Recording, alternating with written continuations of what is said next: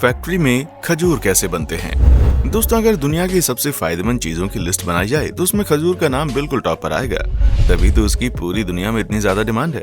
वैसे तो किलो के भाव में खजूर आसानी से मिल जाते हैं, पर क्या कभी आपने सोचा है कि इस खजूर को पेड़ से तोड़ने के बाद इसे पैकेट में भरे जाने तक के प्रोसेस में क्या क्या होता है। और साथ ही आज के इस वीडियो में हम जानेंगे कि अंगूर से किशमिश कैसे बनाया जाता है। तो चलिए बिना एक पल की देरी किए इस शानदार वीडियो को शुरू करते हैं।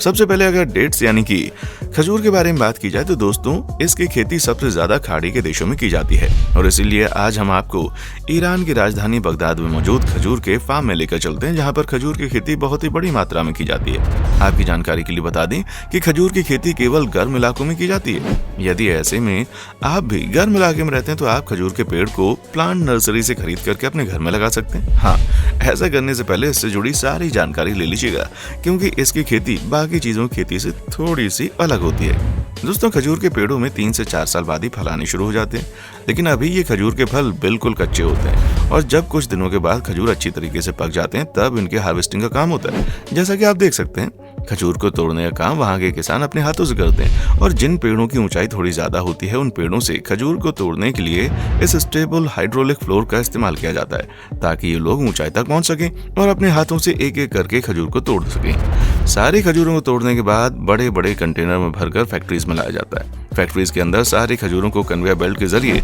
आगे की प्रोसेस के लिए भेजा जाता है, जिसके बाद यहाँ पर एक हाई फ्रीक्वेंसी वाली स्कैनर मशीन के जरिए इनको गुजारा जाता है। असल में दोस्तों, यहाँ पर होता यह है कि बारी बारी से सारी खजूरों की स्कैनिंग की जाती है। असल में ये जो स्कैनिंग मशीन होती है, इसके जरिए खजूर के अंदर की सारी की जानकारी कंप्यूटर स्क्रीन पर दिख जाती है।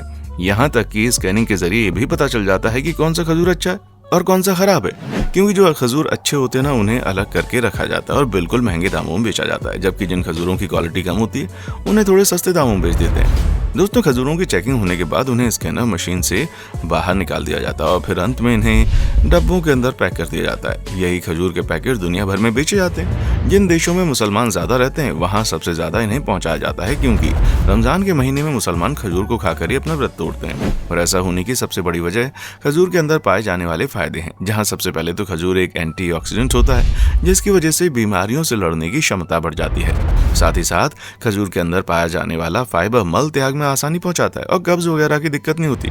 खजूर को नियमित रूप से अगर खाया जाए तो कैंसर होने की संभावनाएं भी कम हो जाती हैं। इसके अलावा खजूर ब्लड सर्कुलेशन को भी बढ़ा देता है। ऑल टोटल कहा जाए तो खजूर एक दो नहीं बल्कि कई सारे फायदे लेकर के आता है। इसलिए जिन देशों में खजूर नहीं भी मिलता, वहाँ के लोग भी इसे मंगाकर खाना पसंद करते हैं। वैसे आपको काजू, बादाम, पिस्ता, खजूर में क्या सबसे ज्यादा पसंद है? कमेंट सेक्शन में आकर बताइएगा। दोस्तों, खजूर के बनने का प्रोसेस और इसके फायदे तो आप समझ गए हैं। अब बात करते हैं किशमिश की, क्योंकि ये भी बहुत ही ज्यादा फायदेमंद है और स्वादिष्ट है। और ये किससे बनता है ये तो आप भी जानते हैं। अंगूर को सुखाकर किशमिश तैयार किया जाता है और ये पूरा प्रोसेस होता है बहुत ही ज्यादा दिलचस्प, जिसमें सबसे पहले तो बड़े बड़े बागानों में अंगूर की फार्मिंग की जाती है। जब सारे अंगूर पक जाते हैं तो उन्हें हार्वेस्टिंग की बारी आती है।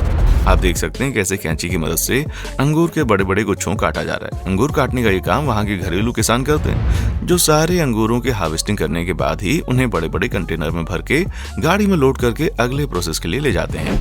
दोस्तों, अब अंगूरों से भरे बड़े बड़े कंटेनर को पोटेशियम कार्बोनेट और इथाइल ओलिएट के मिश्रण में अच्छी तरीके से डुबोकर सभी अंगूरों को धो दिया जाता है। असल में इन केमिकल में अंगूरों को धोने से अंगूर के अंदर जितने भी बैक्टीरिया होते हैं वो सब नष्ट हो जाते हैं। केमिकल में अंगूरों को धोने से एक फायदा भी होता है कि इनका रंग खिल कर आता है। जब अंगूर धुल जाते हैं तो इस प्रकार की जालीदार और हवादार कमरों में ले जाया जाता है और इन्हीं जालियों के ऊपर अंगूर के गुच्छों को फैला देते हैं, ताकि सभी अंगूर जल्दी जल्दी सूख कर किशमिश में बदल जाएं। असल में दोस्तों, जब अंगूर के ऊपर डायरेक्ट धूप लगती है तो किशमिश अच्छी क्वालिटी की नहीं बन पाती। यही वजह है कि ये जो अंगूर को स्टोर करने वाले कमरे होते हैं इन्हें छायादार बनाया जाता है, ताकि अंगूर धीरे धीरे सूख कर किशमिश में बदल सके।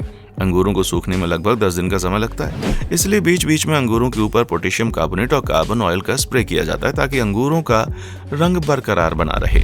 इसी तरह जब 10 दिन बीत जाते हैं तो ये सारे अंगूर सूख जाते हैं और तब इन सूखे हुए अंगूरों को गंधक के प्रोसेस के लिए रेडी किया जाता है। असल में दोस्तों सल्फर या फिर गंधक प्रोसेस के लिए जालीदार कमरों को प्लास्टिक से अच्छी तरह से ढक दिया जाता है ताकि जो अंदर की कचरा है वो बाहर न जाए। और अब इस रूम के अंदर चारों तरफ छोटे छोटे गड्ढे तैयार कर दिए जाते हैं और गड्ढे के अंदर भूसे को डालकर उसके ऊपर सल्फर पाउडर को डाल दिया जाता है। दोस्तों आप सल्फर को जलाने के लिए उनके ऊपर जलते हुए गर्म कोयले को डाल देते हैं ताकि जलते हुए कोयले की वजह से जो सल्फर का धुआं है वो रात भर अंगूरों के ऊपर लगता रहता है। इस प्रोसेस की वजह से अंगूर बहुत जल्दी तेजी से सिकुड़ने लगते हैं। अब सुबह सबसे पहले तो उस जालीदार कमरे से प्लास्टिक निकाला जाता है ताकि अंदर की हवा बाहर जा सके। इस प्रोसेस के बाद इन पहले से सूख चुके अंगूरों को 3 से 4 दिनों के लिए और ज्यादा सूखने के लिए रख दिया जाता है। जब अंगूर पूरी तरह से सूख जाते हैं तो अंत में वो किशमिश के रूप में बदल जाते हैं, जिसके बाद वर्कर्स इन जालीदार कमरों में किशमिश को कुछ इस प्रकार निकालकर बड़े बड़े कैरेट में भर देते हैं और फिर सारे कैरेट को पिकअप ट्रक में लोड करके किशमिश फैक्ट्री में लाया जाता है।